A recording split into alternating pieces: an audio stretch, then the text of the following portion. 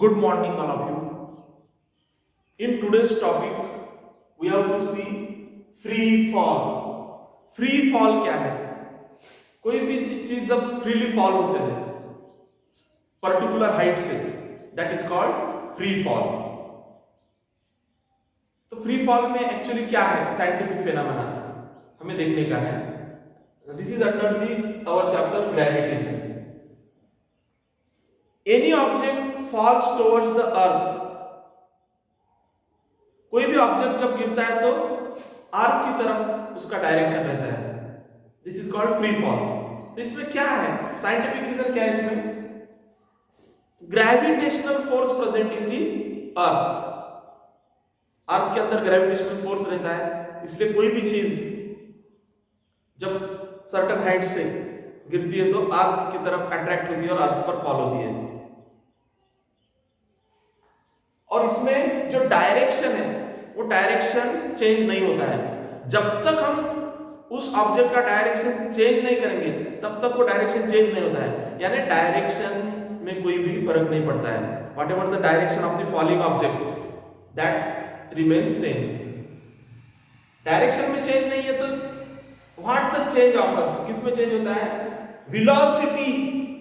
Velocity जो है rate of speed, velocity that changes, उसमें बदल आता है. वेलोसिटी बढ़ते जाता है, हर सेकंड को वेलोसिटी बढ़ते जाता है. जैसे जैसे अर्थ के सरफेस के नजदीक जो ऑब्जेक्ट आ जाता है उसका वेलोसिटी ज्यादा बढ़ता है. हर सेकंड में बढ़ते बढ़ते नजदीक अट्रैक्टिव फोर्स ज्यादा रहता है ना अर्थ का, ग्रेविटेशनल फोर्स, इसलिए स्पीड फार अवे ज्यादा रहेगा कि नियर बाय द अर्थ ज्यादा रहेगा?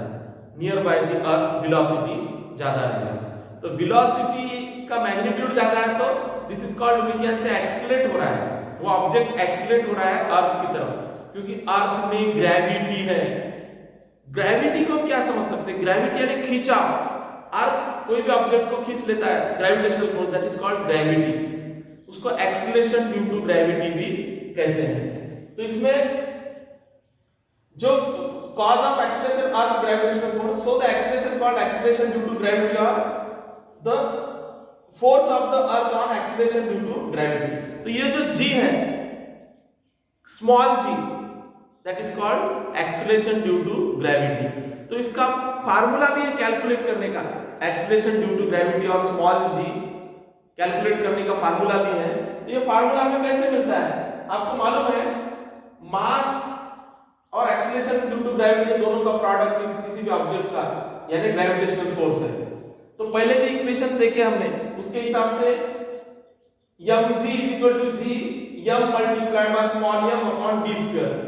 तो m कट हो गया तो g g m upon d square.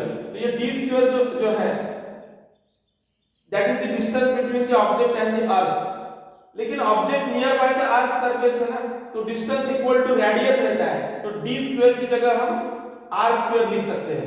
mg g m multiplied bye m upon r square. इधर भी m कट हो गया तो हमें कौन सा फार्मूला मिल गया है? g small g capital G into capital M upon r square. इसमें स्मॉल g क्या है? Acceleration due to gravity. Capital G क्या है? Universal gravitational constant. M क्या है? Mass of the earth. R क्या है? Radius of the earth. जब हम ये वैल्यूज पुट करते हैं तो हमें स्मॉल g का वैल्यू क्या मिलता है हम देखते हैं. इससे पहले देखिए अर्थ परफेक्ट स्क्वायर नहीं है, जियोइड शेप है, इसलिए जो radius of the earth increases from pole to the equator. Radius increase होता है पोल से इक्वेटर की तरफ. तो वैल्यू ऑफ g भी ज्यादा कहां होगा? पोल में, इक्वेटर के कंपैरिजन में. तो हम जब g का वैल्यू कैलकुलेट करते हैं तो इस फार्मूला में जो भी बातें बताई है, g यूनिवर्सल ग्रेविटेशन कांस्टेंट, अर्थ का मास, रेडियस ऑफ अर्थ, ये हमें सब मालूम है. तो ये फार्मूला में हमने रख दिए small g capital G m upon r square. तो हमें कैलकुलेशन के साथ यहां ये वैल्यू मिलता है. Small g 9.8 metre second square.